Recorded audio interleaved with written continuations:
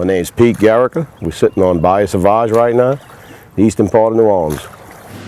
The season's open just basically about on schedule, but it's actually about 2 weeks behind on growth.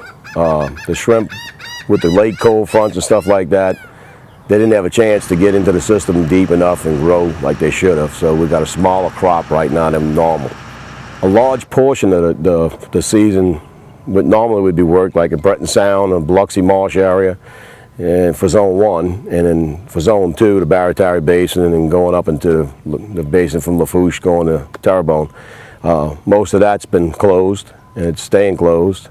It's also the nursery area where the shrimp, when they come in as post-larva, they grow into them deep marshes like the Barataria Basin and the Biloxi Marsh.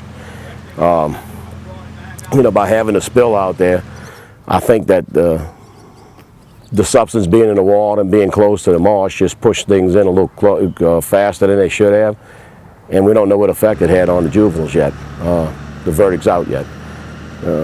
By the end of the brown season, we should see if we got white shrimp recruitment. If we do have white shrimp recruitment, then it might not be as bad as it looks, but if you don't have white shrimp recruitment, then it's worse than people think it is right now.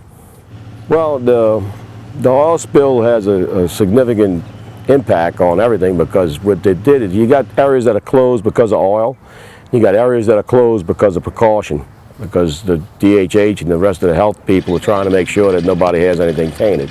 No seafood has showed up tainted as of yet. And by being on the cautious side, what they are, we have you know, a situation where you got areas that are closed that wouldn't be closed.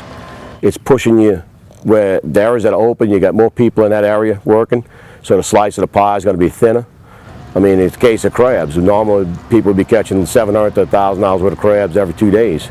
Right now, it's not happening because everybody's in one area. There's just certain areas that are open, and you lost your main spring run. That 40 days we just went through was when everybody makes their first lick of money for the year. And it's usually about a quarter of their income for the year. Most people don't understand that when you lose that first hit, the spring run's there just in one time. You got a window of opportunity, maybe 40 days, when everything's getting where it's coming from the winter into the spring session where you set more crabs. If you miss that first run on crabs, you're losing a big swipe of your money. If you lose the first run on the male crabs, which is usually shipped out of state and at a high price, you've lost a big portion of your income. You'll never get it back. I mean, and most people think that you fish, it's the same thing every day. It's not. It's very seasonal, and it's just like going to a casino. When it's right, you hit. When it ain't, you don't. And you got to hit it when it's there. I mean, and so if you lose that 40 or 50 days when your peak period would be production, you'll never get it back. It's over with. And that's what's happening right now. These fish have been lost their mainstay. They don't have that opportunity to redo this. It's over with. Well, there's a lot of uncertainty right now because you don't know where your next meal is going to come from, basically, if you can fish. Luckily right now, some of this section is open that we can fish, and we are able to get a little production. Even though it's not normal, and what you normally would make, you still got some production coming in that you can pay a couple of bills and maybe get a little more done on the house.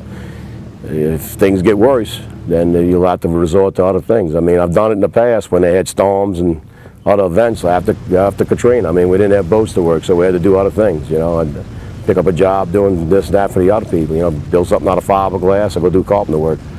It might come down to that for all of us, I mean, because we don't know what the impact is on the marsh yet.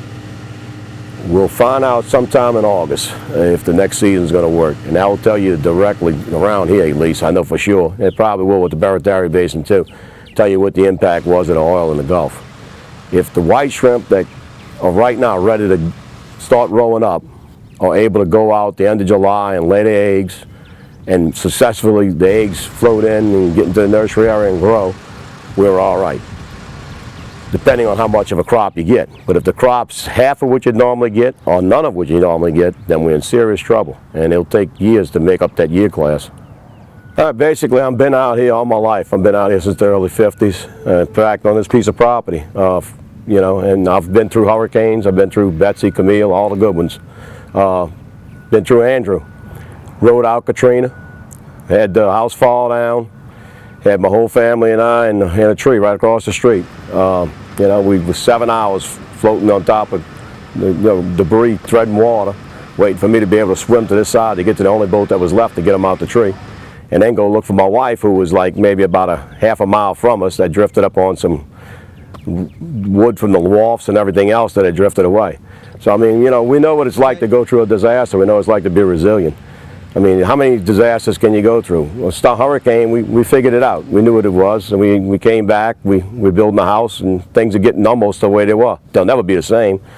But how do you confront what we got right now? It's an unknown with this oil. We don't know how much is out there. We don't know where it's at. There's oil underneath the substrate. You know, you got a tide on the surface where you can see the oil. But, you know, you're in 4,000 feet of water, coming into 1,000 feet of water, coming into shallow water.